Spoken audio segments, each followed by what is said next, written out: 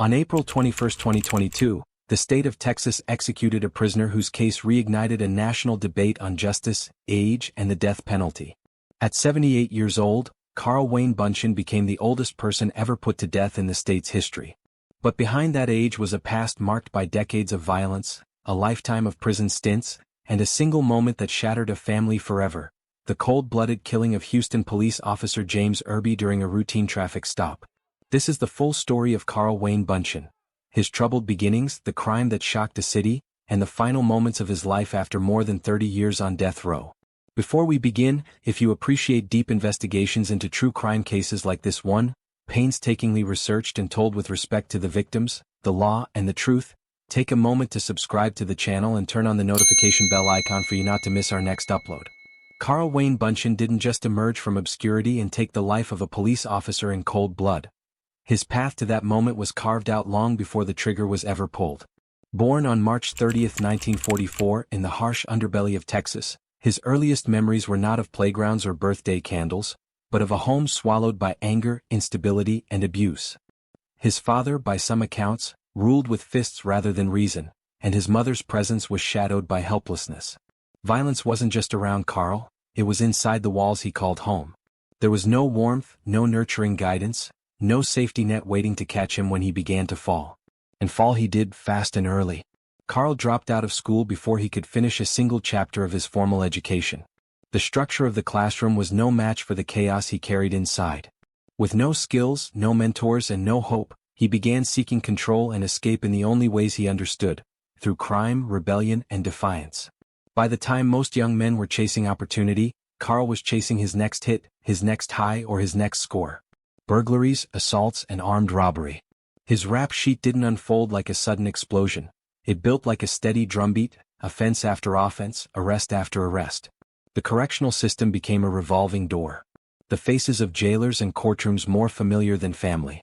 By his 20s, Wayne Buntion had already been in and out of prison more times than many would believe. He wasn't a stranger to the criminal justice system. He was a resident of it. Each time he was released, it seemed like only a matter of time before he returned. His name became shorthand for trouble.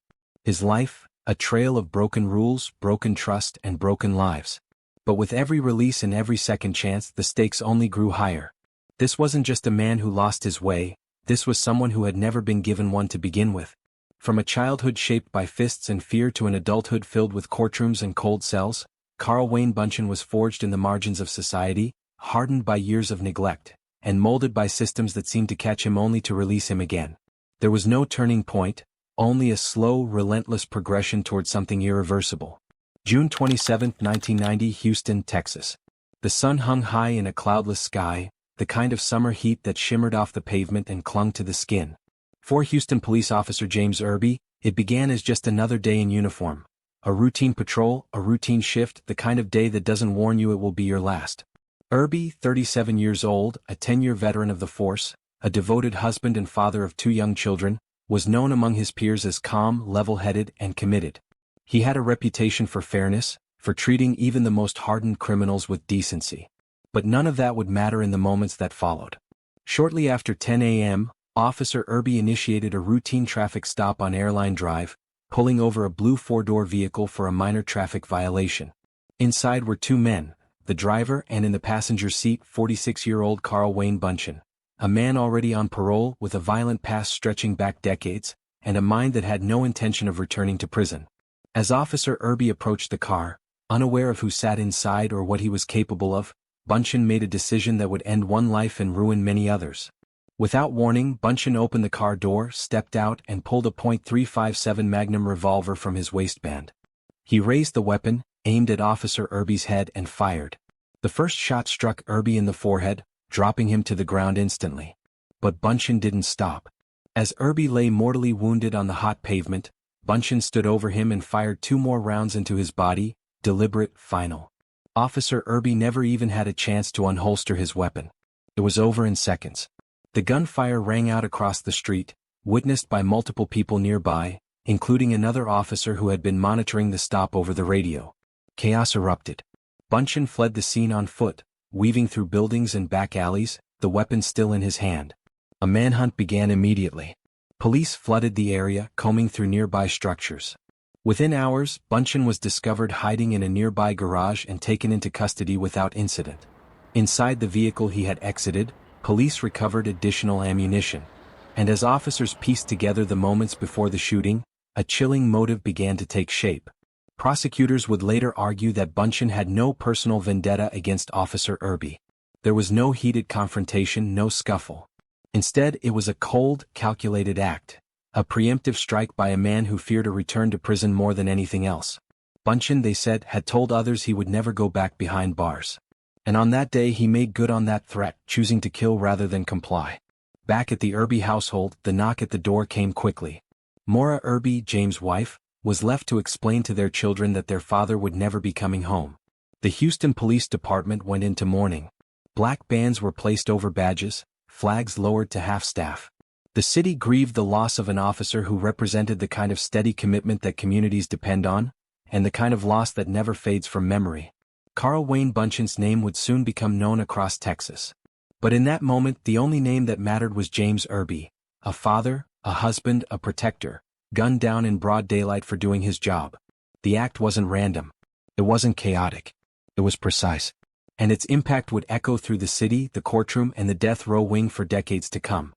The courtroom proceedings began in 1991, barely a year after the murder that had shaken Houston's law enforcement community and left a family devastated. Wayne Buntion, now formally charged with the capital murder of Officer James Irby, entered the Harris County courtroom under heavy security, his expression unreadable, his demeanor cold. What followed was a trial that painted a vivid and disturbing portrait, not just of a single crime, but of a lifetime lived in defiance of the law and society's boundaries. Prosecutors wasted no time laying out the facts of June 27, 1990.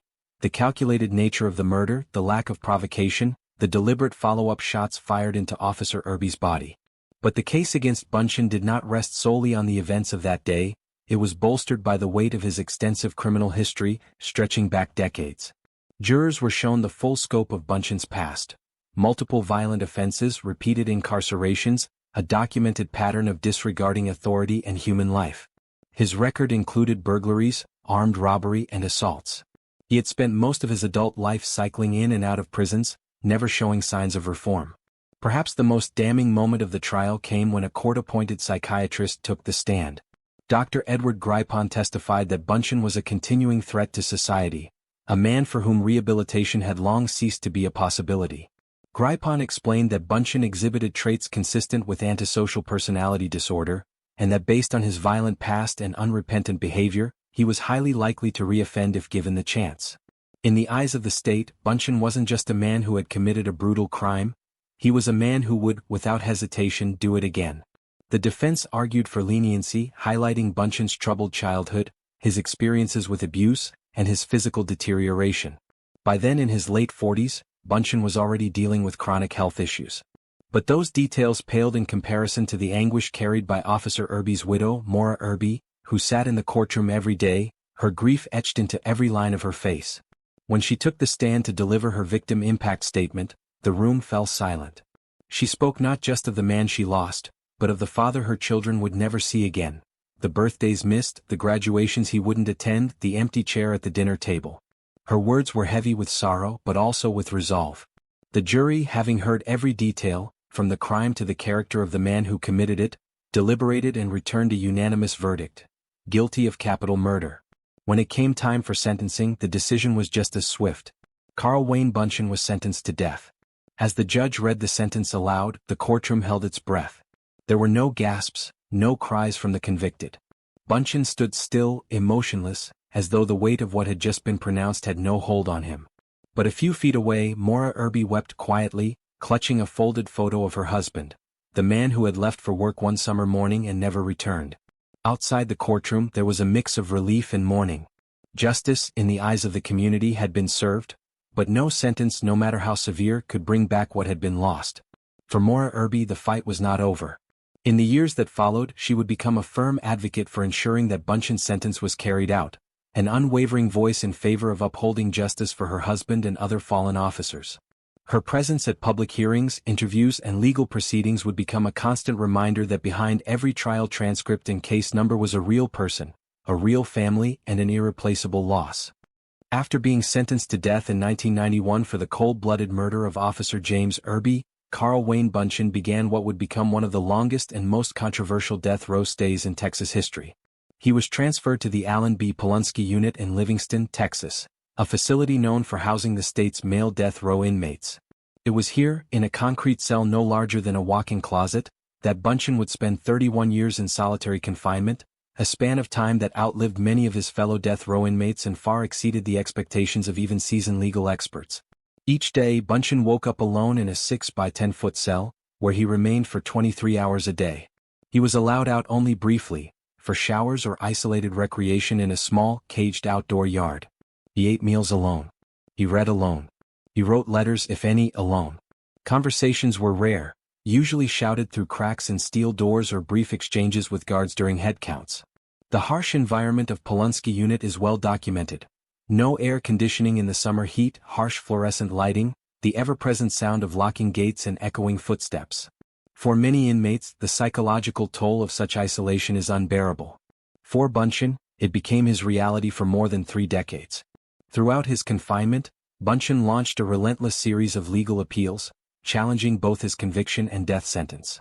The arguments put forth by his attorneys evolved over time, from procedural issues in the trial to broader constitutional questions about the death penalty's application to aging prisoners. In 2009, after nearly 18 years on death row, a significant legal victory emerged. The U.S. Court of Appeals for the Fifth Circuit overturned Buntion's death sentence, not because he was found innocent of the crime, but due to a flaw in the original jury proceedings. The court ruled that the jury had been improperly prevented from fully considering mitigating evidence that might have influenced the sentencing decision. Evidence relating to Buntion's background, mental health, and the abusive conditions in which he was raised. This temporary reprieve did not last.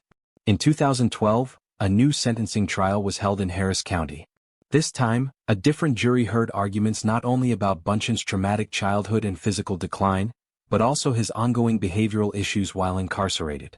Prosecutors emphasized that Buntion had remained defiant, manipulative, and aggressive behind bars, engaging in disciplinary infractions and showing little remorse. They argued that even from within prison walls, he continued to be a danger. The jury once again delivered the ultimate punishment: death. As Buntion aged on death row, his physical health deteriorated significantly. By the late 2010s, he suffered from severe arthritis, which left him unable to walk without assistance. He began to rely on a wheelchair for mobility. Medical records from the Texas Department of Criminal Justice described a range of serious health conditions, including spinal degeneration, dizziness, incontinence, and other age-related ailments that rendered him effectively immobile and dependent. He was said to experience frequent pain and required regular medication to manage his symptoms. His appearance changed dramatically. Gone was the cold, expressionless man seen in early court sketches, replaced by a frail, gray-haired inmate who struggled even to hold a pen during legal visits. These developments became central to renewed efforts by human rights advocates and defense attorneys who sought clemency on Buntion's behalf. Organizations such as Amnesty International, the ACLU, and various anti-death penalty coalitions called for a halt to the execution, arguing that the state had no justification for executing a physically incapacitated 78-year-old man who posed no threat to anyone. Legal filings argued that such an execution would amount to cruel and unusual punishment, violating the Eighth Amendment of the U.S. Constitution. His legal team further asserted that Buntion's prolonged solitary confinement, spanning more than 31 years, had already constituted a form of psychological torture, and that his death would serve no rehabilitative, deterrent, or retributive function. Despite these arguments, the Texas Board of Pardons and Paroles unanimously rejected his clemency request in April 2022. The board's decision echoed the sentiments of the Harris County District Attorney's Office and the family of Officer Irby, who had waited more than 3 decades to see the sentence carried out. For them, the issue was not Buntion's health, age, or time served. It was the fact that he had gunned down a police officer in broad daylight and shown little remorse in the years that followed. Maura Irby, the widow of Officer James Irby, remained a vocal presence throughout the process. She consistently attended court proceedings, participated in interviews, and gave victim impact statements, stating that every appeal, every delay, every unanswered question had only prolonged her family's pain. In a 2022 public hearing, she said, "For 32 years, we have lived with the memory of that day. While he lived, our children grew up without a father. My grandchildren never knew their grandfather. He was taken from us and justice has been delayed for far too long. By the time his final execution date was set, Carl Wayne Buntion had become the oldest person on Texas death row, and ultimately, the oldest individual ever executed by the state. His case came to represent more than just a single act of violence. It became a national conversation about the length of death row stays, the treatment of aging inmates, and whether the purpose of capital punishment was being served in a system that allowed a man to live for more than 30 years after his sentence was pronounced. In the end, Buntion remained largely unchanged in his own views. During interviews conducted in the final years of his life, he continued to deny that he had planned the killing or acted maliciously, even as the courts, the evidence, and the public narrative said otherwise. From his isolated cell in Livingston, he watched the world change outside his steel bars. Presidents came and went, the internet age arrived, laws shifted, but his world remained static, confined, dimly lit, and waiting. For those on the outside, especially the Irby family, every passing year was a painful reminder of a life lost while his lived on. By April 2022, after more than 31 years on death row, the long and winding legal saga of Carl Wayne Buntion neared its inevitable end. At the age of 78, Buntion had become the oldest inmate scheduled for execution in the history of Texas. His physical state had declined to the point of near incapacitation, his body ravaged by age, arthritis, and illness. Yet the wheels of justice, long stalled by appeals and court decisions, were finally moving toward resolution. On April 6, 2022, the Texas Court of Criminal Appeals denied his final attempt at a stay, clearing the way for the execution date of April 21, 2022 to proceed as scheduled. In the weeks leading up to his execution, Buntion's legal team filed a series of 11th-hour motions, arguing that executing a man in such severely debilitated health violated the Eighth Amendment's prohibition on cruel and unusual punishment. They contended that Buntion's age and physical condition rendered his execution meaningless, that he posed no threat, no longer represented the future danger that had justified his death sentence, and had endured punishment far beyond what was morally acceptable. These appeals were reviewed by both state and federal courts, including a last-minute petition to the U.S. Supreme Court, which ultimately declined to intervene. Simultaneously, the Texas Board of Pardons and Paroles unanimously rejected his request for clemency, refusing to commute his sentence to life in prison. On the final day of his life, April 21, 2022, Carl Wayne Buntion was transferred from the Allen B. Polunsky Unit to the Huntsville Unit, the location of Texas Execution Chamber. Inside the red brick walls unit, preparations were made with clinical precision. Guards described Buntion as calm, compliant, and emotionally composed, a man who had long made peace with his fate. He reportedly spent his final hours in conversation with spiritual advisors and attorneys, not with family. No relatives were present at the prison and none visited in his final days. Though physically weak, Buntion was mentally alert, and his demeanor, according to prison staff, was resigned but lucid. As per tradition, he was allowed a last meal, a modest selection he did not personalize with any unusual requests. His plate included fried chicken steak, mashed potatoes, seasoned greens, peas, bread, and sweet tea. There were no desserts, no final indulgences. It was a plain meal, eaten quietly and without ceremony, reflective perhaps of a man who had outlived his moment in the headlines. At approximately 6 p.m., Buntion was escorted to the execution chamber, a small, sterile room with a gurney, overhead lighting, and glass walls behind which witnesses, reporters, and members of both the victims and the condemned's families are seated. As he was strapped down, intravenous lines inserted into his arms, he was asked if he wished to make a final statement. What came next would be heard not just by those in the room, but later by millions across the country. His final words, spoken clearly and without hesitation, were addressed directly to the family of Officer James Irby. I want the Irby family to know one thing. I do have remorse for what I did. I pray to God that they get the closure for me killing their father and Ms. Irby's husband. I hope to see you in heaven someday, and when you show up, I'll give you a big hug. Then turning his thoughts briefly to his own wife, who was not present, he said, "To my wife, I love you. I'm going to be watching over you." He offered a brief religious reflection, referencing peace and redemption through his faith in Jesus Christ. His voice did not tremble. At 6:39 p.m. Central Time, following the administration of a lethal injection, Carl Wayne Buntion was pronounced dead at the Huntsville Unit in Texas. His body lay still as witnesses observed in silence. Among them was Maura Irby, the widow of Officer James Irby, who had waited over 3 decades for this moment. As she later told reporters, the execution did not bring celebration, but it brought closure, a long overdue sense that the criminal justice system had fulfilled its promise. It's been 32 years. He's had all this time that James didn't have, she said.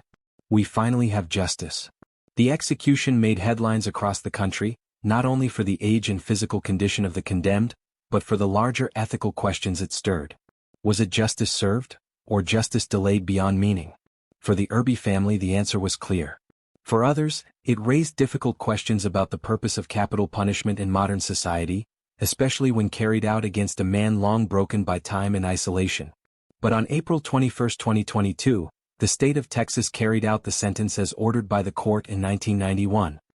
Wayne Buntion's long chapter in the annals of American death row came to an end, not with violence but with silence, inside a room built for finality. Wayne Buntion lived long enough to see his execution turn into a national headline.